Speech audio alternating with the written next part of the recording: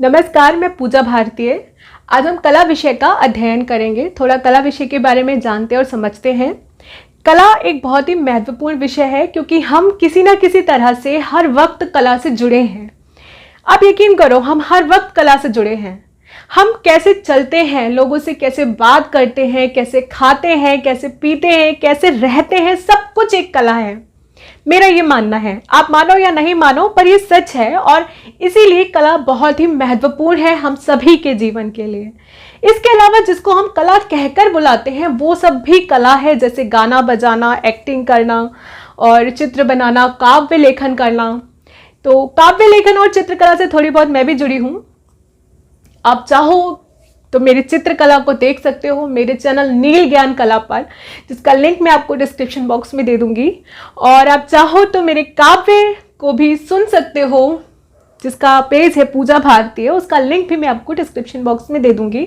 हालांकि वहाँ ज़्यादा वीडियोस नहीं हैं, थोड़े से ही हैं, सब्सक्राइबर्स भी ज़्यादा नहीं हैं, थोड़े से ही हैं। तो आप चाहो तो मेरे चैनल्स को सब्सक्राइब भी कर सकते हो अगर आपको पसंद आता है तो। ठीक है, अब बात करते हैं हमारे विषय कला की। तो भारतीय कला की अगर हम बात करें तो भारतीय कला अपनी विविधता और प्राचीनता के कारण पूरे विश्व में विख्यात है। सब इसको बहुत अच्छे से जानना और समझना चाहते हैं। ठीक है, भारतीय कला जो है ना, बहुत इंपॉर्टेंट रोल अदा करती है हर क्षेत्र में। अभी थोड़ी देर पहले मैंने आपको बताया कि कला जो है वो हमसे हर तरह से जुड़ी है, हम कला से हर तरह से जुड़े हुए हैं। उसके बाद मैंने आपको बताया कि वो चीज़ें जैसे हम कला के नाम से जानते हैं वो भी स्वयं एक कला है। तो सबसे ज़्यादा इंपॉर्टेंट ये होगा कि हम पहले कला के अर्थ को समझ लें। अर्थ को समझने के लिए पहले हमें ये समझना अच्छा रहेगा कि इसकी उत्पत्ति कैसे हुई। कला जो शब्द हम यूज़ करते हैं, कला शब्द, इसकी उत्पत्ति कैसे हुई। अच्छा, कला जो शब्द है ये सबसे पहले हमें कहाँ मिलता है पता है? कला शब्द का सबसे पहले जो उपयोग हुआ है, शास्त्रों के अध्ययन से हमको पता चलता है कि ऋग्वेद में सबसे पहले कला शब्द का प्रयोग हुआ है। ठीक है, अभी सबसे पहले जानना ये जरूरी होगा कि कला शब्द का जो सबसे पहले प्रयोग हो तो गया ऋग्वेद में, लेकिन इसका मतलब क्या है, इसका अर्थ क्या है, इसकी उत्पत्ति कैसे हुई। तो हम सबसे पहले बात करते हैं कला शब्द की उत्पत्ति के बारे में। ठीक है, कला जो है इसकी उत्पत्ति कल शब्द से मानी जाती है। इसकी उत्पत्ति मानी जाती है संस्कृत के कल धातु से। संस्कृत के कल धातु से कला शब्द की उत्पत्ति मानी जाती है। अभी कल धातु क्या है? देखिए, कल जो है ये धातु है। धातु का मतलब आप आभूषण बनाने वाली किसी धातु से मत लगाइएगा। धातु का मतलब होता है क्रिया से। मतलब ऐसे कुछ शब्द हैं संस्कृत में जिनके आगे प्रत्यय, पीछे उपसर्ग लगाकर कुछ नए शब्द बनाए जाते हैं, उन शब्दों को हम धातु कहते हैं। ठीक है, तो संस्कृत में कल धातु से कला शब्द की उत्पत्ति हुई है, ऐसा माना जाता है। इस कल शब्द का मतलब होता है बजाना, शब्द करना, ध्वनि उत्पन्न करना या फिर प्रेरित करना। ठीक है, कल धातु से, जो संस्कृत में कल धातु है, उससे अगर हम, ऐसा कुछ विद्वानों का मानना है कि कल धातु से, संस्कृत के कल धातु से कला शब्द की उत्पत्ति हुई है, जिसमें कल का मतलब होता है, माना जाता है कि बजाना, शब्द करना, ध्वनि उत्पन्न करना या फिर प्रेरित करना। ठीक है, तो इस हिसाब से अगर हम देखें तो कला का मतलब म्यूजिक से हाँ निकलता है, क्योंकि यहाँ पे हम शब्द करने की बात कर रहे हैं, काव्य में भी इसको जोड़ सकते हैं। ठीक है, बजाना, ध्वनि उत्पन्न करना, शब्द करना, प्रेरित करना, मतलब अगर आप प्रेरणादायक कुछ बातें कर रहे हो, किसी को प्रेरणा दे रहे हो, तो वो भी कला से रिलेट करती है इस अर्थ के अकॉर्डिंग। मतलब अगर हम इस शब्द से, इस धातु से कला शब्द की उत्पत्ति को मानते हैं तो कुछ विद्वानों का ऐसा मानना है कि कल धातु से, संस्कृत के कल धातु से कला शब्द की उत्पत्ति हुई है। लेकिन कुछ विद्वानों का मानना है कल धातु से नहीं, कड़ धातु से। अब ये जो ना नीचे इसके हलंत लगा है, इसका मतलब ये जो अक्षर है आधा है। ठीक है, कल में ला जो है वो आधा है, ऐसे ही कड़ में डा आधा है। देखिए, ठीक है, मैं लिख के दिखाती हूं। कड़ धातु, कुछ विद्वानों का मानना है कि कल धातु से नहीं, कड़ धातु से कला शब्द की उत्पत्ति हुई है। कड़ का मतलब थोड़ा सा अलग हो जाता है, इसका मतलब है प्रसन्न करना। कड़ का मतलब है प्रसन्न करना। या फिर मस्त करना। ठीक है, कल धातु का मतलब है शब्द करना, बजाना, ध्वनि उत्पन्न करना या फिर प्रेरित करना। ये सब इसके शब्द इस कल धातु के अर्थ माने जाते हैं। लेकिन कट धातु का मतलब है प्रसन्न करना या फिर मस्त करना। तो जिन लोगों ने ऐसा समझा कि कला हमें मस्त करने के लिए, हमें प्रसन्न करने के लिए है, उन्होंने ऐसा मान लिया कि इसकी उत्पत्ति कल धातु से ना होकर कट धातु से हुई है। ठीक है, तो इस हिसाब से कला का क्या अर्थ निकलता है कि कला वो है जो हमें प्रसन्नता देती है, कला वो है जिसमें हम मस्त हो जाते हैं। तो इसमें हर प्रकार की कला आ जाती है। ठीक है, लेकिन कुछ विद्वान और आए, उन्होंने कहा ना तो कल धातु से और ना ही कट धातु से, इसकी उत्पत्ति हुई है कन धातु से। का और उस पे अंक की बिंदी, तो कन धातु से कला शब्द की उत्पत्ति हुई है, ऐसा कुछ विद्वानों का मानना है।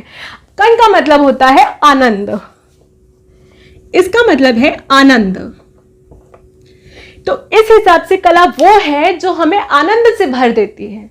जिस कार्य को करके, जिस चीज को करके, जो भी करके, मतलब कहकर, सुनकर, बोलकर, कर कर हमें आनंद की प्राप्ति होती है, वो कला है। तो अभी मैंने आपको थोड़ी देर पहले बताया था हम हर तरह से कला से जुड़े हैं। अब आप इन तीनों शब्दों के, तीनों धातु के अकॉर्डिंग जो कला शब्द की उत्पत्ति मानी गई है, अगर हम सबके अकॉर्डिंग इसका अर्थ देखें तो देखिए बिल्कुल वही अर्थ निकल रहा है ना कि हम जो कुछ भी कर रहे हैं वो सब कला है। हम बजा रहे हैं, ध्वनि उत्पन्न कर रहे हैं, किसी को प्रेरित कर रहे हैं तो वो कला है। हम किसी बात से खुश हो रहे हैं, हम मस्त हो रहे हैं तो वो कला है। हमें किसी चीज में आनंद मिल रहा है तो वो कला है। ठीक है, तो इस हिसाब से कला के इतने सारे अर्थ हमको समझ में आते हैं। ठीक है, तो कला वो है, इसके सही अर्थों में अगर समझा जाए तो कला वो है जिसमें हम किसी भी कार्य को पूर्ण कुशलता के साथ में करते हैं और सौंदर्य के साथ में करते हैं और जिससे हमको आनंद मिलता है, ऐसा कार्य करते हैं, तो वो क्या है, कला है। ठीक है, तो इसको मेरे ख्याल से ये समझ में आया होगा। इसके अलावा आप देखो संस्कृत में, संस्कृत के कल धातु से तो कला शब्द की उत्पत्ति हुई है और कला को हम इंग्लिश में कहते हैं आर्ट, है ना। कला को हम आर्ट कहते हैं। अब आर्ट को भी थोड़ा सा समझ लेते हैं। आर्ट की जो मूल धातु है उसको माना जाता है अर् धातु। ठीक है, ये मैं हटा देती हूँ, उसको समझते हैं थोड़ा।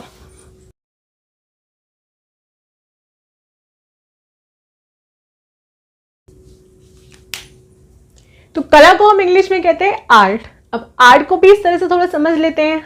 आर्ट जो शब्द है इसको हमने प्रयोग करना शुरू किया है 13वीं शताब्दी से। कब से इसको शुरू किया है, 13वीं शताब्दी से। ये जो शब्द है आर्ट, इसका प्रयोग हमने शुरू किया 13वीं शताब्दी से। 13वीं शताब्दी से हम कला को आर्ट कहना हमने शुरू किया। ठीक है, अब आर्ट का जो मूल धातु माना गया है आर्ट शब्द के लिए, वो माना गया है अर् को। अब इसमें जो मूल धातु है इसका मतलब आप समझ चुके हो। मूल धातु क्या है, वही जिससे कि नए शब्द हम बनाते हैं। ठीक है, तो हम ऐसा मान रहे हैं कि अर् धातु से आर्ट शब्द की उत्पत्ति हुई है, जिसमें अर् का मतलब क्या होता है, अर् का मतलब भी वही होता है बजाना, ध्वनि उत्पन्न करना या फिर फिट करना। ये अर् का मतलब है। तो इस हिसाब से कला यानी कि आर्ट का क्या मतलब निकलता है, वही निकलता है ना कि शब्द करना है, म्यूजिक से रिलेट कर रहा है यहाँ पर। ठीक है, अब फिट करना एक और चीज आ गई इसमें। तो हम किसी काम को सही तरीके से कर रहे हैं, पूरे अच्छे तरीके से कर रहे हैं, परफेक्टली, मेरे ख्याल से इसका मतलब ये निकल रहा है। तो फिट करना इन्होंने आर्ट का मतलब निकाला है। लेकिन कुछ विद्वानों का मानना है अर्थ से नहीं, अर्थ से, अर्थ से नहीं, अर्थ से आर्ट शब्द की उत्पत्ति हुई है। ठीक है,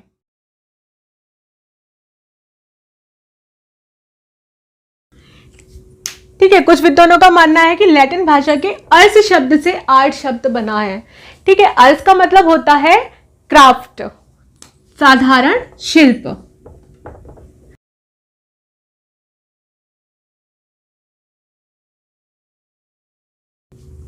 ठीक है, अर्थ का मतलब होता है साधारण शिल्प या फिर क्राफ्ट, हम इसको इंग्लिश में कहते हैं, जिसमें जैसे कोई उपयोगी वस्तु बनाना, सिलाई करना, बुनाई करना या फिर सजावटी सामान बनाना अपने घर के लिए, वो सब क्राफ्ट में आ जाते हैं। ठीक है, तो इन्होंने इसका मतलब क्या निकाल लिया, क्राफ्ट से। अब देखो जो भी क्षेत्र आप सोच रहे हो ये तो बच गया, वो सब भी कला में आ गया। तो जितने भी क्षेत्र हमारे जीवन में से संबंध रखते हैं वो सारे कला में आ जाते हैं। ठीक है, ये मेरे ख्याल से, और जो अर्थ निकले हैं उसके अकॉर्डिंग भी यही निकल रहा है। तो मेरे ख्याल से आर्ट शब्द का जो अर्थ है वो तो क्लियर हो गया होगा, इसकी उत्पत्ति कैसे मानी गई है वो भी क्लियर हो गया होगा। अब इसकी कुछ परिभाषाओं को समझ लेते हैं तो ये और ज़्यादा क्लियर हो जाएगा। परिभाषाओं को मैं लिख लेती हूँ, ये हटा देती हूँ।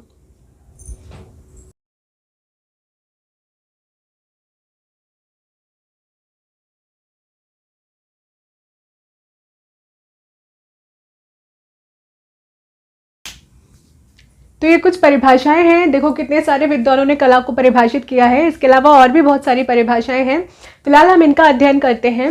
सबसे पहले देखो मैथिली शरण गुप्त की परिभाषा मैंने लिखी है। इन्होंने कहा है अभिव्यक्ति की कुशल शक्ति, सॉरी यहाँ पर शक्ति आएगा, अभिव्यक्ति की कुशल शक्ति ही तो कला है जो अपूर्ण कला की पूर्ति करती है।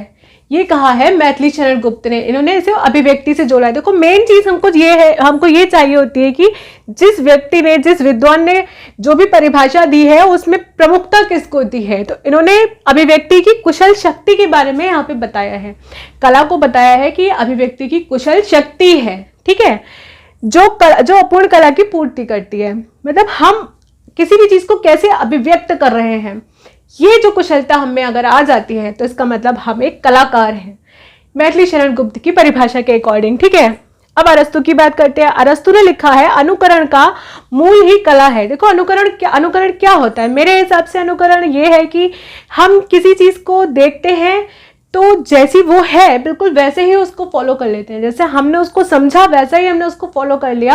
हमने अपनी तरफ से कोई भी चीज़ उसमें नहीं ऐड करी, वो जैसा है हमने उसको वैसा ही एक्सेप्ट कर लिया और उसको वैसे ही फॉलो कर लिया और वैसे ही दूसरों तक हमने उसको जाकर पहुंचा दिया। तो जो अरस्तु है वो यही कह रहे हैं कि अनुकरण का मूल ही कला है, यानी कि हम किसी चीज़ को जैसा देखते हैं वैसा ही अगर दूसरे के सामने व्यक्त कर पाते हैं तो यही कला है। ठीक है, जैसे हमने उड़ती हुई तितलियां देखी, हमें दूसरों को बताना है कि तितलियां उड़ती हैं, तो हमने उसको चित्रित कर दिया उड़ती हुई तितलियों को। तो हम अगर इस तरीके से चित्रित कर पाए कि लोगों ने देखा कि वो तितलियां उड़ रही हैं, तो हमने कला समझी है, हम ठीक से कलाकार हो गए हैं, है ना। ये सिर्फ एक एग्जाम्पल है, और भी बहुत सारे उदाहरण आप इसमें ले सकते हो। सिर्फ बातों की भी एग्जाम्पल ले सकते हो कि आपने किस तरीके से किसी बात को दूसरों के सामने प्रस्तुत किया कि वो आपकी वो बात समझ सके जो आप कहना चाह रहे हैं, है ना। तो अनुकरण का मूल ही क्या है, कला है, ये कहना है अरस्तु का। इसके बाद प्लेटो ने लिखा है कला सत्य की अनुकृति है। कला सत्य की अनुकृति है, यानी कि सत्य जो सत्य है वही कला है, सत्य की अनुकृति ही कला है, ये कहना है प्लेटो का। ठीक है, देखो हम मेन पॉइंट जो जिस भी विद्वान ने दिया उसको समझते जाना है। मैथिली शरण गुप्त ने अभिव्यक्ति की कुशल शक्ति को कला कहा है, अरस्तु ने अनुकरण के मूल को कला कहा है। ठीक है, प्लेटो ने क्या कहा है, सत्य की अनुकृति को कला कहा है। अब इनकी तो परिभाषा भी छोटी सी है, अच्छे से याद हो जाएगी। फ्रायड ने जो लिखा है, जिन्होंने दमित वासनाओं के ऊपर जोर दिया है कि जो हमारे अंदर की दमित वासनाएं होती हैं, जिनका कि हम दमन कर लेते हैं, दूसरों के सामने हम व्यक्त नहीं करते हैं जिन अपनी वासनाओं को। देखो वासनाओं को नेगेटिव में लिया जाता है, अब क्योंकि हम उनको नेगेटिव में ले रहे हैं तो हम दूसरों के सामने डायरेक्टली उसको नहीं प्रस्तुत कर सकते ना, तो हम कला के माध्यम से जब उसको व्यक्त करना शुरू कर देते हैं तो हम कलाकार हो जाते हैं, ऐसा कहना है फ्राइड का। तो फ्राइड के अनुसार कला दमित वासनाओं का उभरा हुआ रूप है। ठीक है, जयशंकर प्रसाद के अनुसार ईश्वर की कर्तव्य शक्ति का संकुचित रूप जो हमको बोध के लिए मिलता है वही कला है। ठीक है, जयशंकर प्रसाद ने इसको ईश्वर के कर्तव्य शक्ति का संकुचित रूप माना है। तो जहां आपको ईश्वर की शक्तियों के बारे में लिखा हुआ दिख जाए, संकुचित रूप उनका दिख जाए, उनकी कर्तव्य शक्ति का, तो ये परिभाषा किसने दी होगी, जयशंकर प्रसाद ने। ठीक है, तो इन्होंने क्या बताया कला को कि ईश्वर की कर्तव्य शक्ति का एक संकुचित रूप है, यानी कि छोटा सा रूप है किसका, ईश्वर की कर्तव्य शक्ति का, जो हमको मिला है। क्यों मिला है, क्यों, ताकि हमारे अंदर समझ विकसित हो, हम चीज़ों को अच्छे से समझ सके। ठीक है, तो इनके अनुसार कला वही है जिससे कि हमको समझ आती है चीज़ों की, अच्छे से हम समझ पाते हैं, क्योंकि कला क्या है, ईश्वर की कर्तव्य शक्ति का संकुचित रूप। ठीक है, ये याद रहेगा, जयशंकर प्रसाद ने कहा है। फिर रविन्द्रनाथ टैगोर ने, देखो इन्होंने भी अभिव्यक्ति की बात करी है, कला में मनुष्य अपनी स्वयं की अभिव्यक्ति करता है, अपनी अभिव्यक्ति करता है। मनुष्य क्या करता है? अपनी अभिव्यक्ति करता है, यानी कि अपने बारे में दूसरों तक बात को पहुंचाता है। जिस भी तरीके से पहुंचाए वो कला है। कभी कभी हम अपनी बात सीधे तरीके से दूसरों तक नहीं पहुंचा पाते हैं, तो हम अलग अलग चीज़ों का यूज़ करते हैं। कभी लिखते हैं, कभी चित्र बनाते हैं, कभी गाते हैं, कभी कुछ करते हैं, मतलब कोई एक्टिंग करते हैं या कुछ भी करते हैं, लेकिन हम अपनी बात को दूसरों तक पहुंचाना चाहते हैं। तो कला अपनी स्वयं की अभिव्यक्ति है। हम अपने बारे में दूसरों को क्या और कैसे बता रहे हैं, क्या बता रहे हैं नहीं, कैसे बता रहे हैं, वो कला है। ठीक है, तो ये किसके अनुसार है? रविंद्रनाथ टैगोर के अनुसार कला क्या है? अपनी स्वयं की अभिव्यक्ति। हीगेल के अनुसार कला आदि भौतिक सत्ता को व्यक्त करने का माध्यम है। इनके अनुसार आदि भौतिक सत्ता को, जिसके अंदर हम रह रहे हैं, उसको व्यक्त करने का माध्यम। कौन सी चीज़ कैसी दिखती है? देखो, इसमें हम लोग जैसे सीन बनाते हैं, ऐसी ड्राइंग करते हैं जिसमें सीन बने हुए होते हैं। कहीं पे सूरज उग रहा है, कहीं पे पहाड़ है, कहीं पे नदियाँ बह रही हैं। इन बातों का व्याख्यान काव्यों में भी होता है ना। लोग शिल्प बनाते हैं, उसमें ऐसी चीज़ें बनाते हैं, कहीं पे वो सूरज को बना देते हैं, है ना। मतलब किसी भी तरीके से आप क्या कर रहे हो? अपनी आदि भौतिक सत्ता को व्यक्त कर रहे हो। तो ये जो कला है वो क्या है? आपकी आदि भौतिक सत्ता को व्यक्त करने का माध्यम है। ये कहा है हीगेल ने। मैंने अपने शब्दों में इन परिभाषाओं को समझा है और आप तक पहुंचाया है। बाकी इनका जो आप अपने शब्दों में समझो, हो सकता है कुछ और समझो। सब अपने अनुसार ही हर चीज़ को परिभाषित करते हैं और हर चीज़ का अर्थ निकालते हैं। ठीक है, तो फिलहाल मेरे हिसाब से जो इसका अर्थ निकलता है वो ये है, और इसके अनुसार हम इन परिभाषाओं को, हमारा उद्देश्य मेन ये है कि हम इन परिभाषाओं को याद कर सकें। आई थिंक ये परिभाषाएं बहुत छोटी सी हैं और बहुत सुलझे हुए शब्दों में हैं, सिंपल से शब्दों में हैं, आसानी से याद हो जाएंगी। ठीक है, तो परिभाषाएं स्पष्ट हो गई है, हमने इसके अर्थ को समझ लिया है, कला कहाँ से आया, इसके शब्द की उत्पत्ति कैसे हुई, इसको समझ लिया है। इसके साथ ही मैंने शुरू में बात करी थी कि कला शब्द का प्रयोग कैसे हमको पता चलता है कि कहाँ हुआ है, कैसे हुआ है। तो कला शब्द का सबसे पहले प्रयोग हुआ है ऋग्वेद में, हमने पढ़ा था। जो भी हमारे शास्त्र हैं उनके अध्ययन से हमको पता चलता है कि सबसे पहले कला शब्द का प्रयोग हुआ है ऋग्वेद में। ऋग्वेद हमारा सबसे पहला वेद भी है, सबसे प्राचीन वेद ऋग्वेद है, और उसमें कला शब्द का प्रयोग हमें मिलता है एक श्लोक में। वो श्लोक में यहाँ पे लिख देती हूँ, इसको हटा देते हैं।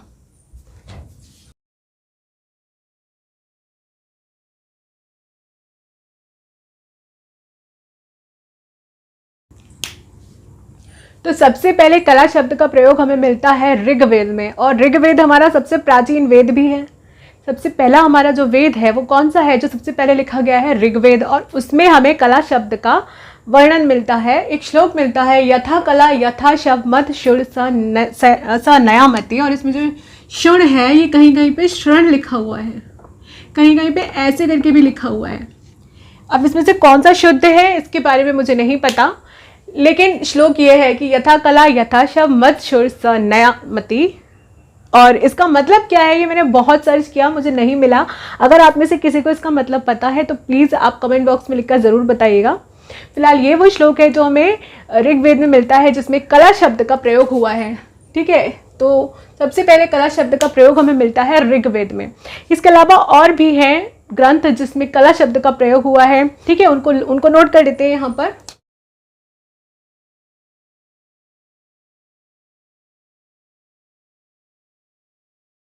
तो ये कुछ और भी ग्रंथ हैं जहाँ कला शब्द का प्रयोग हुआ है, जैसे षड्विंश ब्राह्मण, तैत्तरीय ब्राह्मण, शतपथ ब्राह्मण, सांख्यायन ब्राह्मण, अथर्ववेद, आरण्यक, इन सब में भी कला शब्द का प्रयोग हुआ है। और भी ग्रंथ हैं जहाँ कला शब्द का प्रयोग हुआ है, लेकिन सबसे पहले कला शब्द का प्रयोग हमें मिलता है ऋग्वेद में। ठीक है, ये इंपॉर्टेंट है, इसको याद रखना है। आज हमने पढ़ा कला शब्द के बारे में, कला शब्द की उत्पत्ति के बारे में, कला के अर्थ के बारे में और कला की परिभाषाओं को।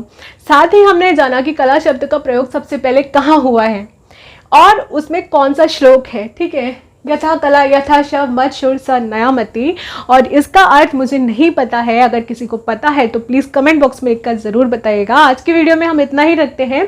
अगले वीडियो में हम बात करेंगे कला के प्रकारों के बारे में। हमने अभी शुरू में बात करी थी ना, कला हमसे हर तरह से जुड़ी हुई है, तो कला के कितने सारे प्रकार होंगे, है ना। तो कला के प्रकारों के बारे में हम अगले वीडियो में बात करेंगे। आज की वीडियो में इतना ही रखते हैं। मैं आशा करती हूँ वीडियो अच्छा लगा होगा। Thank you.